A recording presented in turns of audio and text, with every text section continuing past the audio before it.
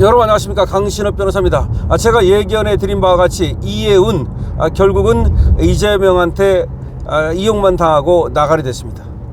자, 근데 이해운이가 지금 기획예술처 장관으로 국민 눈높이에 부합하지 못했다라고 청와대에서 발표한 겁니다.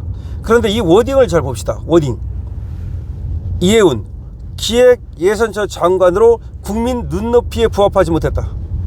즉 국민의 여론이, 즉 국민이 이해운 당신을 장관으로 적합하지 않다고 보기 때문에 나도 어쩔 수 없이 당신을 기획예산처 장관으로 임명할 수 없다, 이런 얘기입니다.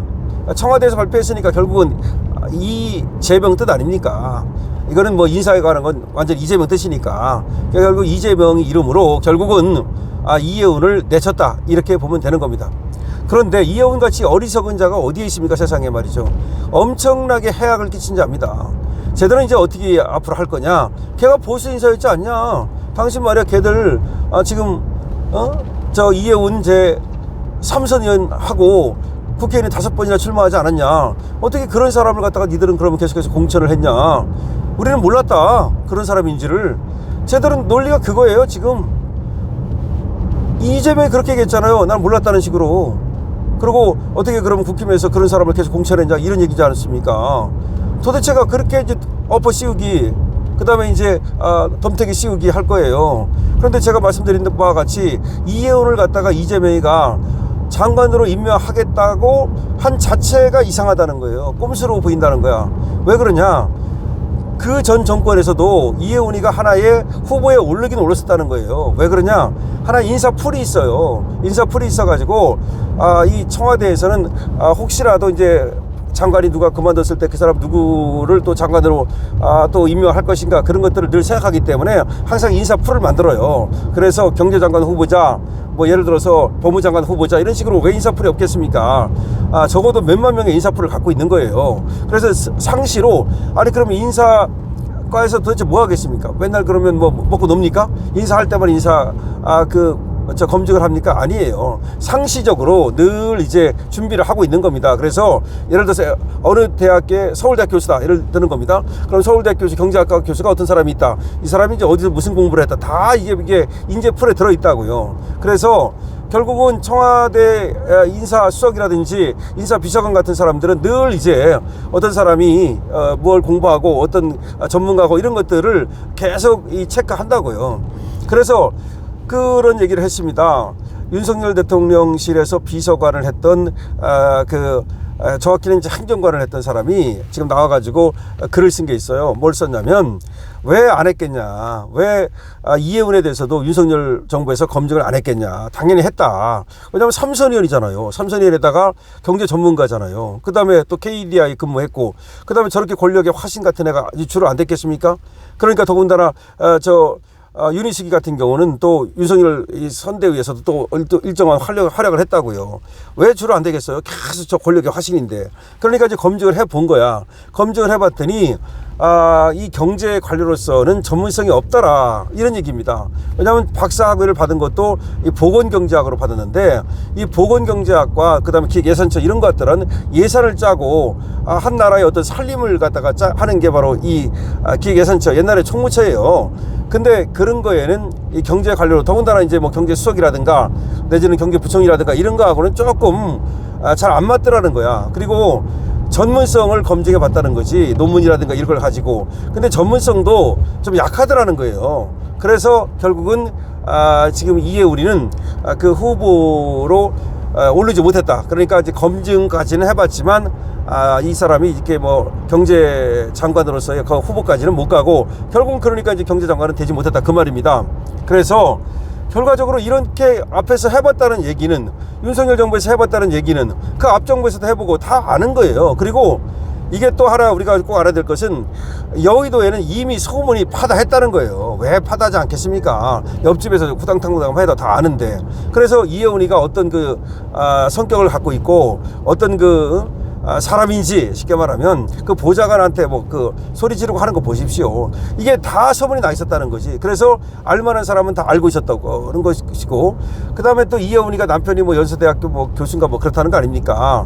그리고 또 그 아들들 셋이나 있는데 그 아들들이 전부 다 지금 뭐 다 하나씩 뭐 돈도 엄청나게 많던데 조금씩 좀 뭔가 있어 다. 그 장남은 말이죠. 연세대학교 입학도 뭔가 있고 또 구정 청약도 또 뭔가 있고 이런데 이런 것들이 일부 다 이제 알려져 있었고 아는 사람은 알고 있었고 실제로 알려고만 하면 얼마든지 알 수 있었다는 거죠. 그런데 그렇다면 도대체 청와대에서 뭘 했냐는 거야. 이 청와대는 누굴 말하느냐면 이재명 청와대. 이재명 청와대에서는 무슨 검증을 했냐는 거야. 정말 이상하지 않습니까? 더군다나 지금 저쪽 사람이잖아. 이쪽 사람도 아니고.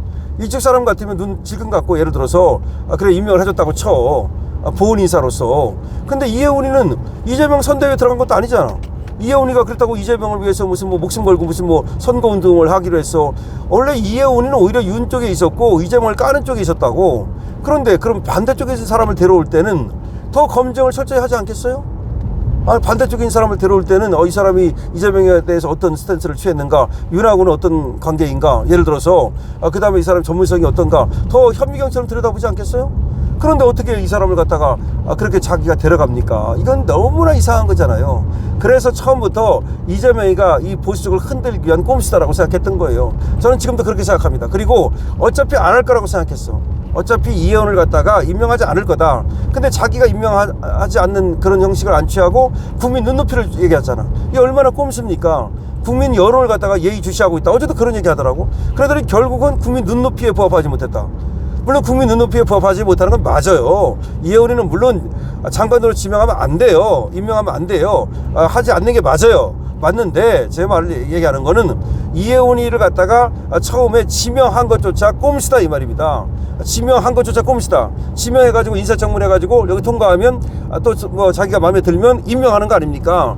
근데 이혜원이는 지명한 것조차 그것조차 꼼수다.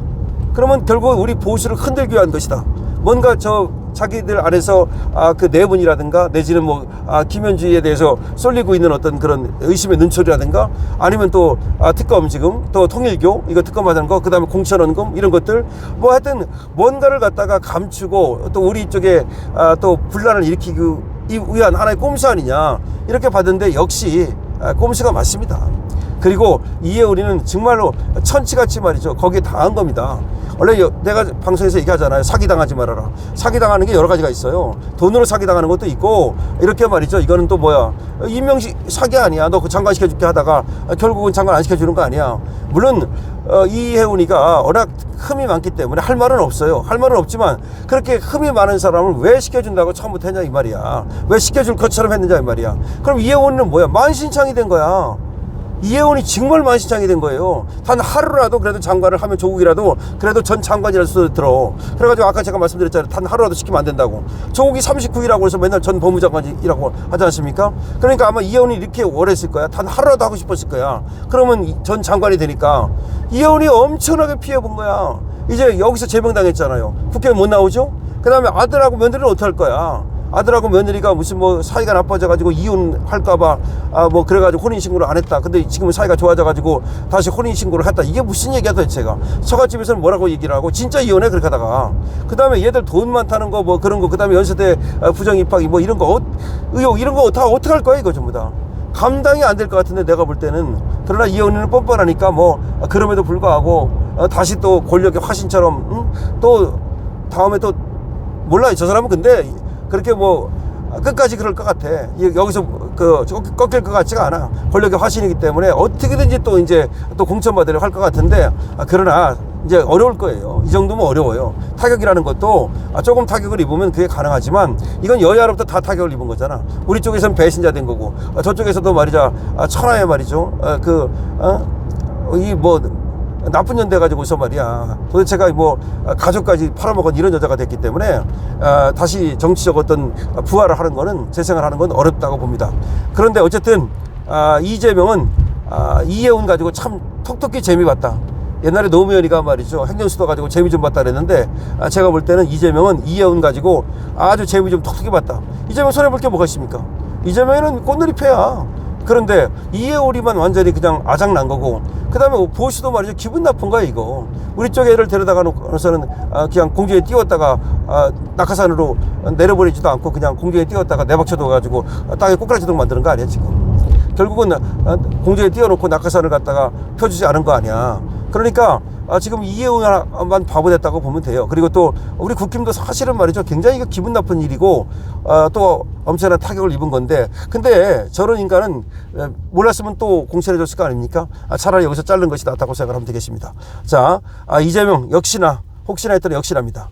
이해운에 대해서 국민 눈높이에 맞지 않는다는 이유로 사실상 기획예술처 장관을 갖다가 임명하지 않겠다는 뜻을 밝혔습니다. 여러분들 어떻게 생각하십니까? 여러분들의 의견을 댓글로 적어주시기 바랍니다. 강시엽입니다.